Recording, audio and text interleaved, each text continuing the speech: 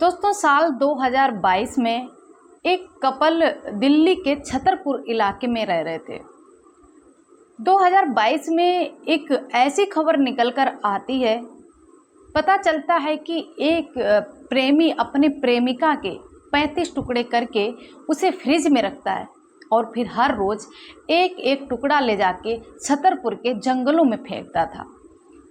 अचानक ही जो लड़की थी उसकी फैमिली का कांटेक्ट उस लड़की से नहीं हो पा रहा था, ना उसके कोई ऐप चल रहा था, सोशल मीडिया ऐप सारे बंद थे, कांटेक्ट नंबर ऑफ था।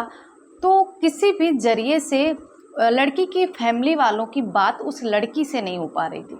घर वालों ने बहुत ढूंढने की कोशिश की, बहुत पता करने की कोशिश की, लेकिन उस लड़की का कुछ भी पता नहीं चला। दोस्तों जब घर वाले थक गए तब उन्होंने हार मानकर पुलिस स्टेशन में कंप्लेंट की।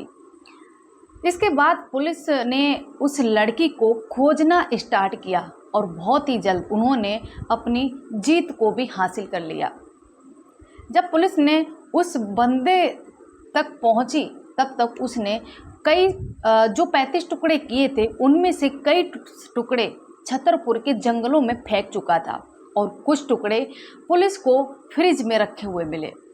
2023 में एक खबर निकल कर आई थी जिसमें एक पति ने अपनी पत्नी के कई सारे टुकड़े किए और पता चला, मालूम हुआ कि इस शख्स ने बहुत ही बड़ा क्राइम किया है। इसके बाद पुलिस को सूचना दी जाती है। फिर क्या होना था वही होता है जो हर क्राइम स्टोरी में होता है। जी हाँ दोस्तों, पुलिस अपनी जीत हासिल कर ही लेती है, चाहे फिर उसे कितनी भी कड़ी मेहनत क्यों ना करनी पड़े। अब 2024 में एक ऐसी खबर निकल कर आई है जो आज आप वीडियो देख रहे हैं, शायद इसी हफ्ते के शनिवार को, पिछले शनिवार को एक बहुत बड़ी खबर निकल कर आई है जिससे पता चला है कि नेपाल की एक फैमिली थी जो 20 साल पहले अपने शहर को छोड़कर, अपने देश को छोड़कर बेंगलुरु में शिफ्ट हुई थी। जब वो बेंगलुरु में शिफ्ट हुई थी तो उस टाइम वो लड़की सिर्फ 5 साल की थी, लेकिन जब वो लड़की बेंगलोर में आई तो इसके बाद वो जवान हुई और जवान होने के बाद उसने शादी भी रचाई, अपना घर परिवार बसाया। इसके बाद उसके साथ भी वही हुआ जो श्रद्धा मर्डर केस में हुआ था, यानी कि श्रद्धा बलकर के साथ हुआ था। जी हाँ दोस्तों, आज की जो कहानी है वो आपको बहुत हैरान और परेशान करने वाली है कि क्या इस समाज में लड़कियों को ऐसे ही काटा और पकाया जाएगा क्या? फ्रिज में सब्जियां रखने वाली जगहों पर लड़कियों के टुकड़े मिल रहे हैं, लड़कियों के कई सारे टुकड़े कर कर उन्हें फ्रिज में रख कर इसके बाद उन्हें हर रोज कुकर में पकाया जाता है। क्या यही रह गई है समाज में लड़कियों की इज्जत? क्या लड़कियां कभी भी सुरक्षित हो पाएंगी? दोस्तों आपको बताते चले 2024 में ही एक और बड़ी घटना घटी थी जो शायद आप लोगों ने सुनी हो। कोलकाता की ये घटना थी जो एक लेडीज डॉक्टर के साथ बहुत ही बड़ा हैवानियत करार किया गया था। जी हाँ दोस्तों, एक लेडीज डॉक्टर जो कई सारे लोगों की जान बचाई थी, आखिर जब उसकी जान की बारी आई तो उसके साथ कोई भी खड़ा नहीं मिला और उसने अपनी ज़िंदगी से बहुत ही जल्द हाथ साफ कर लिए। दोस्तों हमारे समाज में दिन पे दिन ऐसे ही क्राइम बढ़ते जाते हैं। चलिए लेके चलते हैं आज की क्राइम स्टोरी की ओर, आज की मर्डर केस की ओर कि आखिर कौन थी वो लड़की जिसके 30 से ज़्यादा टुकड़े किए गए और उन्हें फ्रिज में रखा गया। आखिर कौन थी वो लड़की जो सब्जी रखने की जगह पर उसके कई सारे शरीर के ऐसे टुकड़े मिले जो लगभग 10 दिन पहले रखे गए थे। तो चलिए दोस्तों बढ़ते हैं वीडियो में आगे, लेकिन उससे पहले एक ही रिक्वेस्ट है, जो आप हमारे चैनल पे नए हैं तो प्लीज़ चैनल को सब्सक्राइब कर लीजिए, बेल आइकन को प्रेस करके एक वीडियो को लाइक ज़रूर कर दीजिए। दोस्तों हमारे इस चैनल पर हर रोज़ आपको एक नई सच्ची क्राइम स्टोरी सुनने को मिलेगी, हर एक न्यूज़ सुनने को मिलेगी जो हमारे देश में दिन पे दिन होती रहती है। जी दोस्तों बढ़ते हैं अब वीडियो में आगे और बताते हैं विस्तार से कि आखिर वो लड़की कौन थी। दोस्तों आज से लगभग 20 साल पहले नेपाल की एक छोटी सी फैमिली बेंगलुरु में शिफ्ट होती है। घर की स्थिति ठीक नहीं थी, इसलिए सारी लेडीज और उस घर में जितने भी जेंट्स थे सारे आकर बेंगलुरु में शिफ्ट हो जाते हैं। बेंगलुरु में जब शिफ्ट हुए थे तो एक लड़की थी उसमें से जो सिर्फ 5 साल की थी। उस लड़की का नाम महालक्ष्मी दास था। फैमिली बहुत छोटी थी लेकिन घर का गुजारा अच्छे से नहीं हो पा रहा था। आर्थिक स्थिति बहुत ही बेकार थी। इसी वजह से नेपाल छोड़कर वो लोग बंगलौर में शिफ्ट हो गए थे। दोस्तों, लड़की धीरे धीरे जवान होती है। जवान होने के बाद घर परिवार वाले उस महालक्ष्मी की शादी बंगलुरु में ही एक अच्छे से लड़के के साथ में कर देते हैं और उसका घर बसा देते हैं। दोस्तों, इसके बाद महालक्ष्मी अपने घर गृहस्थी संभालती है। कुछ समय के बाद जब उसे लगता है कि अब वो फ्री है, अब उसके पास कोई काम नहीं है, क्यों ना उसे जॉब करनी चाहिए ताकि वो अपने पति का हाथ बटा सके। दोस्तों, अब महालक्ष्मी एक मॉल में जॉब पकड़ लेती है और उसे चलते समय वो लगभग 10 से 12 घंटे की ड्यूटी करती थी। मॉल में आए दिन ऐसे ही खड़े होकर चल फिर कर वो ड्यूटी किया करती थी। बहुत स्ट्रगल करती थी, बहुत ज़्यादा मेहनत करती थी ताकि उसका गुजारा अच्छे से हो सके। दोस्तों, अब समय ऐसे ही बढ़ता गया। पति में कुछ अनबन हुई, लड़ाई झगड़े हुए। लड़ाई झगड़े होने के बाद पति में तलाक हो गया। अब जो महालक्ष्मी थी वो अब अपने परिवार फैमिली वालों से अलग रहने लगी थी। पहले तो जब पति ने छोड़ा तो वो अपने माँ बाप के पास गई, लेकिन जब माँ बाप दिक्कत होने लगी तो इसके बाद उसने डिसाइड किया कि अब वो अकेले रहेगी, अपना खर्चा खुद अकेले उठाएगी। इसके बाद महालक्ष्मी ने एक नज़दीक ही सोसाइटी में एक फ्लैट लिया।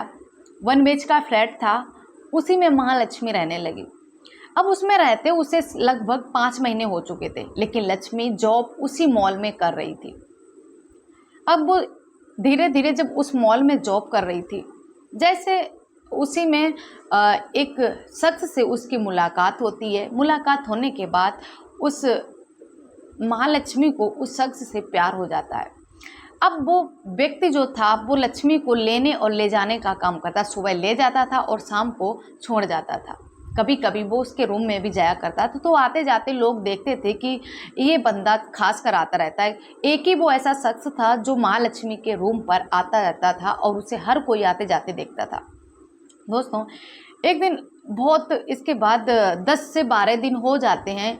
अब ना तो महालक्ष्मी उस रूम में आ रही थी और ना ही वो शख्स आ रहा था। अब बिल्डिंग में मतलब कि उस सोसाइटी में बहुत ज़्यादा बदबू आ रही थी। तभी एक लेडीज जो बगल में ही रूम लिए थी, जो महालक्ष्मी के रूम के बगल में ही उसका रूम था, तो उसे बहुत ज़्यादा बदबू आती है। तो वो लेडीज उस सोसाइटी के ओनर के पास जाती है और कहती है कि सर, आपकी सोसाइटी में बहुत ज़्यादा स्मेल आ रही है, एक बार आप चेक करवाइए, बहुत दिक्कत होती है, ऐसी बीमारियां फैल सकती हैं, बच्चे भी बहुत परेशान हो रहे हैं। दोस्तों, इसके बाद जो उस सोसाइटी का ओनर था वो महालक्ष्मी के परिवार के पास फ़ोन करता है, उसकी माँ के पास फ़ोन करते हैं, तो वहाँ से कोई रिस्पॉन्स नहीं आता।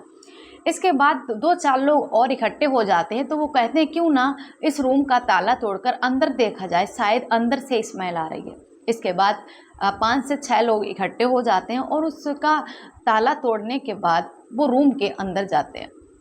जब देखते हैं पता चलता है कि आसपास देखते हैं तो कुछ दिखाई नहीं देता है, लेकिन तभी एक शख्स की नज़र फ्रिज पे जाती है। जब उस शख्स की नज़र फ्रिज पे जाती है तो वो देखता है कि फ्रिज के चारों तरफ कीड़े रेंग रहे थे।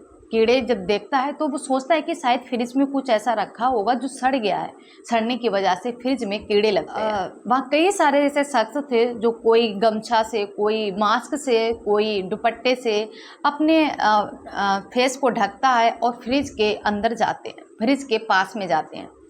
फ्रिज के पास जब वो 4 से 5 लोग पहुँचते हैं और उस फ्रिज को खोलते हैं तो वैसे ही पता चलता है कि उस फ्रिज के ऊपर एक कटा हुआ सर रखा है जो बाहर की तरफ देख रहा था।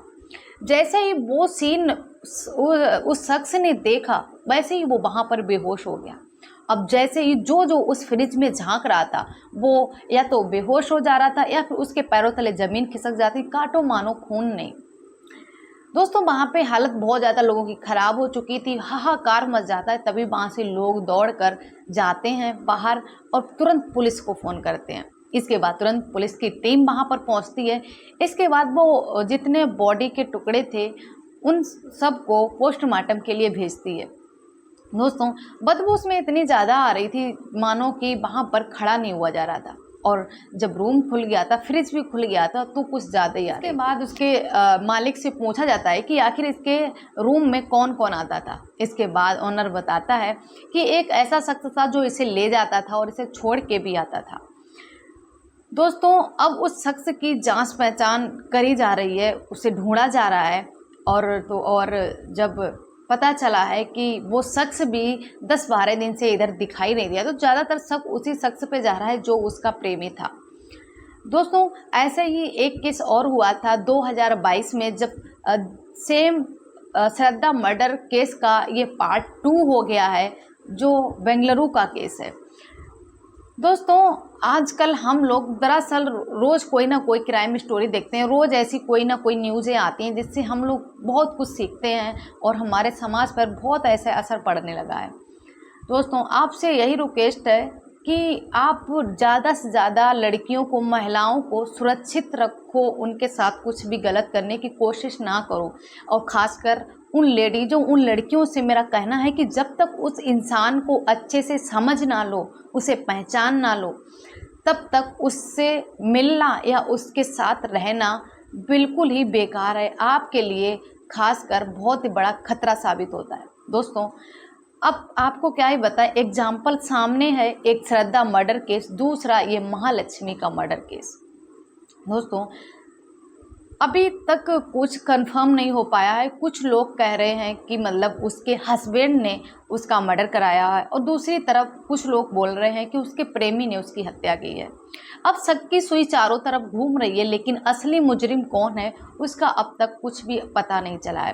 दोस्तों, पुलिस अपने बहुत ही अच्छे से काम कर रही है, और बहुत ही जल्द इस चीज़ का भी पता चलेगा कि आखिर महालक्ष्मी का मर्डर किसने किया है, किसने इतना बड़ा गुनाह किया है, और किसने महालक्ष्मी को मौत के घाट उतारा है। दोस्तों, बहुत ही गलत हुआ है हमारे समाज में, खासकर महिलाओं के साथ ऐसा ही हो रहा है। हर रोज़ देखने को मिलता है न्यूज़ों में, कभी रेप, कभी मर्डर, कभी कुछ वगैरह, मतलब बहुत सारी ऐसे दुष्कर्म हो रहे हैं, अत्याचार हो रहे हैं जो नहीं होने चाहिए। इतने इंसान के रूप में शैतान छुपे हैं जिन्हें पहचानना बहुत मुश्किल हो गया है। तो दोस्तों, आपकी इस वीडियो के में क्या राय है? आपको क्या लगता है महालक्ष्मी दास का कातिल कौन हो सकता है? आप कमेंट सेक्शन में ज़रूर बताना आपकी क्या राय है इस वीडियो में। कमेंट सेक्शन में ज़रूर बताना। वीडियो अच्छा लगे तो वीडियो को लाइक, कमेंट, शेयर कर देना, एंड चैनल को सब्सक्राइब जरूर कर देना। इसी के साथ मिलते हैं नेक्स्ट वीडियो में एक नई कहानी के साथ। तब तक के लिए धन्यवाद।